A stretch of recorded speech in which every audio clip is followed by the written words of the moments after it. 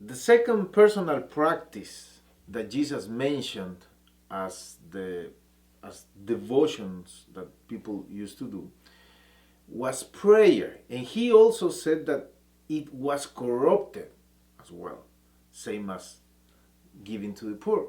And he said, don't do it as the hypocrites do it. When you do it this way. So when you pray, Jesus said, don't do it as the hypocrites, because they like to go to the synagogues and standing up, they start praying in a loud voice.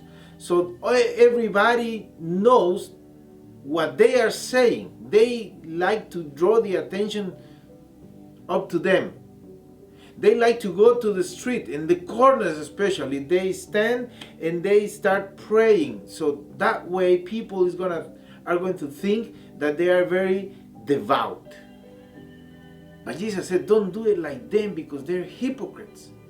Actually, when you pray, Jesus said, go to your private room and talk to your Father in heaven.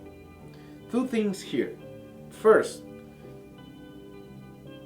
go to a private room. Jesus is not eliminating the corporate prayer, but this is specifically the private prayer, personal prayer. What is private has to stay private. The second thing, Jesus said, talk to your Father in heaven. He's not speaking to people who don't know God. He's speaking to people who believes and trusts that God is their heavenly Father. So then he said, talk to him. And the suggestion of Jesus is talk to him like a son or a daughter that you are for him.